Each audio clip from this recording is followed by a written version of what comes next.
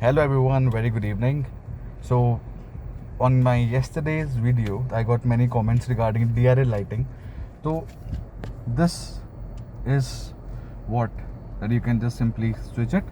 तो आपका automatic headlamp on हो जाएगा, DRL आपका बंद हो जाएगा, प्लस आप अपना जो लाइट है वो उसको नीचे से भी ऑन कर सकते हो.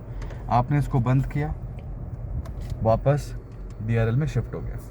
तो DRL तो आगे से बंद भी हो सकता है. Plus if you have this button, आपने ऑन ऑफ किया, ऑन किया, ऑफ, ऑन, ऑफ, ऑन.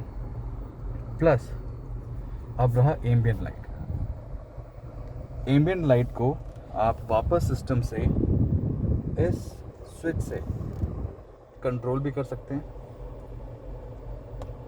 और वापस बढ़ा भी सकते हैं, कम भी कर सकते हैं और बढ़ा भी सकते हैं. और बेसिकली ये सेटअप आएगा सेटिंग्स पे जाके, vehicle setup, lightning option. But and now I have a guest and I have a friend Anurag who is driving Hyundai, Datsun and many other cars for a very long time. He is a biker, YouTuber and a very good friend of mine. Hi guys, Hello sir. again my tagline. Welcome to AS Moto Vlogs. AS Moto Vlogs. So sir, बहुत time से आपके AS Moto Vlogs में you are usually अपनी Pulsar bikes के बारे में या usually major bike issues के बारे में, अब आप गाड़ियों के बारे में भी डाल रहे हो. So what is your experience? Hyundai आपने कितने साल चलाई है? मेरे पास Hyundai Ascent थी जो मैंने ऑलमोस्ट 6 साल तक चलाई है. और मैंने वो मेरी फर्स्ट कार थी जो कि मैंने सेकेंड हैंड परचेज़ करी थी. एंड बट ज़्यादा पुरानी नहीं थी. जब मैंने वो परचेज़ की थी दैट वाज अराउंड 25,000 किलोमीटर्स चली हुई थी वो. देन मैंने उसको अप टू 1 लाख किलोमीटर्स तक ड्राइव किया एंड विद CNG थी वो car. But the best thing about that car is the refinement. Hyundai Ascent का जो रिफाइनमेंट था वो बहुत ही अलग था, बिल्कुल नेक्स्ट लेवल था. आज की डेट में अगर वो रिफाइनमेंट आपको फील करनी है किसी कार में, तो आज की डेट में Honda City या Hyundai Verna में वो रिफाइनमेंट आता है. सो उस कार को मैंने 1 लाख किलोमीटर तक ड्राइव करा. ग्रेट. उसकी एज पूरी हो गई थी 15 ईयर्स की. देन आफ्टर दैट मुझे कार स्विच करनी थी. सो इस टाइम मैं चाहता था कि ये कोई ब्रांड न्यू गाड़ी लूँ instead of a second hand car. So मेरा बजट लिमिटेड था. सो मेरे पास 3 ऑप्शंस थे मेरे दिमाग में. या तो मैं क्विड लूँगा, या ऑल्टो, या डैटसन रेडिगो. मैंने तीनों की ड्राइव ली और तीनों चलाने के बाद मुझे सबसे बेटर एक्सपीरियंस जो कंफर्ट मिला वो मिला डैटसन रेडिगो में. और मेरे कुछ फ्रेंड्स के पास ऑलरेडी डैटसन रेडिगो थी. मैंने उनसे भी फीडबैक लिया उसका, जो ऑलरेडी पिछले 3 साल से वो गाड़ी चला रहे हैं. तो मुझे उनका फीडबैक बहुत अच्छा मिला, तो मैंने बिना कुछ सोचे डैटसन रेडिगो परचेज़ कर ली. और डैटसन रेडिगो से रिलेटेड अगर आपको और भी इंफॉर्मेशन चाहिए तो आप मेरा चैनल सब्सक्राइब कीजिए. मेरे चैनल पे जाइए, AS Moto Vlogs. मैंने उसमें डैटसन के एक्सटीरियर इंटीरियर के बारे में अभी तक वीडियोस अपलोड कर दी हैं. बहुत जल्द आपके पास उसका ड्राइव रिव्यू भी आएगा और माइलेज रिव्यू भी आएगा. परफेक्ट. और अनुराग, और बात बताओ, जैसे आपने थोड़ी देर पहले, कुछ टाइम पहले, you drove Altroz as well. Tata का इंडिका से लेके अब तक कितने चेंजेस आपने देखे इंजन से, सिर्फ इंजन से रिलेटेड? क्योंकि आप एक यू आर अ Hyundai गाय, और बहुत लोग बोलते हैं Hyundai अगर किसी ने चला ली है, he will never drive Tata. So is this statement true? Not now. जो BS4 तक इंजन आते थे, जो पहले की कार्स थी टाटा की, उसमें आप कह सकते हैं ये बात. लेकिन अब जो लेटेस्ट BS6 इंजन आए हैं जेस्ट के बाद, आफ्टर जेस्ट जो इंजन आए हैं वो बहुत ही रिफाइंड है. आप चाहे Hyundai चला लो, चाहे टाटा चला लो, इट डिपेंड्स कि कार कितने सिलेंडर है.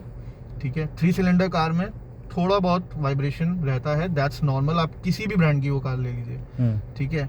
लेकिन अगर आज की डेट में आप सेम लेवल की Hyundai की कार कंपेयर कर लीजिए या किसी और ब्रांड की कंपेयर कर लीजिए, अल्ट्रॉस उन सब से ऊपर ही है. अल्ट्रॉस का रिफाइनमेंट, अल्ट्रॉस की बिल्ड क्वालिटी और जो प्रीमियम लुक अल्ट्रॉस का आता है, चाहे वो इंटरनल हो चाहे एक्सटीरियर हो, वो अमेजिंग है. सो इस मामले में मैं कहूँगा कि टाटा अब टोटली चेंज हो चुका है. टाटा ने पूरा ध्यान दिया है कंज्यूमर व्हीकल्स के ऊपर। अब प्रीवियसली टाटा का ज़्यादा फोकस रहता था कमर्शियल व्हीकल्स पे, trucks, buses and all etcetera. Right. But अब जो नई कार्स आ रही हैं टाटा की, दे आर वेरी गुड। अगर मेरा बजट 6 से 7 लाख तक का होता या उससे ऊपर का होता तो मैं भी खुद अल्ट्रॉज ही लेता, बट मेरा बजट रिस्ट्रिक्टेड था, सो उसमें मैंने सबसे बेस्ट चॉइस जो मुझे लगी मैंने वो ली। But Altroz is the finest car in its segment. So guys 15 साल जिसने हुंडई चलाई है उसके मुंह से आप ये वाली बातें सुन रहे हो, अब तो आपको मानना पड़ेगा Tata has change drastically, specially on the engines. So AS motto जो आपका एएस मोटो ब्लॉग्स है उसमें अभी हम और फ्यूचर में कौन कौन से तरह के वीडियोस अपार्ट फ्रॉम कार्स या बाइक्स के अलावा और भी कुछ आप उसको और इनोवेट करने वाले हो? मेरा प्लान है मोटो व्लॉगिंग का, ट्रिप्स पे जाने का बाहर और उस पर व्लॉगिंग करने का। बट एज ऑफ नाउ अभी आजकल जो माहौल चल रहा है कोविड को लेके और लॉकडाउन को लेके, तो उसकी वजह से मैंने वो अपना प्रोग्राम पोस्टपोन कर रखा है, रोक रखा है फ़िलहाल। जैसे ही सिचुएशंस नॉर्मल होगी मैं अपनी कार पे और अपनी एक नई बाइक में प्लान कर रहा हूँ, मे बी शायद डोमिनार या केटीएम लूँगा, देन उस पर मैं लॉन्ग ड्राइव पे जाऊँगा और अच्छे जितने भी लोकेशंस हैं इंडिया में उनको कैप्चर करूँगा। ग्रेट। अनुराग, जैसे अभी right now we can see the temperature is 34, जो अभी हम देख सकते हैं 34-35 मान के चलते हैं, और एसी चल रहा है हमारा सेकंड पे। How do you think how is the cooling of this car? Cooling is really good. AC की आवाज़ क्या आपको इरिटेट कर रही है, या फिर लोगों को ऐसा लगता है कि हमें लगता है कि बहुत ज़्यादा एसी की आवाज़ आती है? सेकंड पे क्या डैटसन या फिर हुंडई या ऐसी गाड़ी इस पे इतनी आवाज़ करते थे, क्या वो ज़्यादा साइलेंट रहती थी इस नंबर पे? एसी की जो आवाज़ आती है उस पर सबसे बड़ा रीज़न जो होता है वो होता है जो एसी के वेंट्स होते हैं उसकी बिल्ड क्वालिटी का। जो वेंट्स की बिल्ड क्वालिटी होती है अगर वो आप बहुत लाइट रखोगे तो एसी जब चलेगा फ़ैन की आवाज़ ऑटोमेटिकली तेज़ होगी। Correct. और Tata is all about build quality. तो यहाँ पे तो अगर मैं कंपेयर करूँ अपनी हुंडई और डैटसन के कंपैरेटिवली तो इसमें आवाज़ कम ही है। परफेक्ट। सो गाइज ये है मेरे दोस्त की गाड़ी जिसके बारे में कल और एक और डिटेल्ड रिव्यू आएगा डैटसन के बारे में। So we will be waiting for AS Moto vlogs के और वीडियोस का। सो गाइज एवरीवन, जितना सपोर्ट आपने मेरे चैनल को दिया, I just want you guys to check AS Moto Vlogs by Anurag. Click the like and subscription button. Take care. Thank you everyone. Bye bye. Bye sir.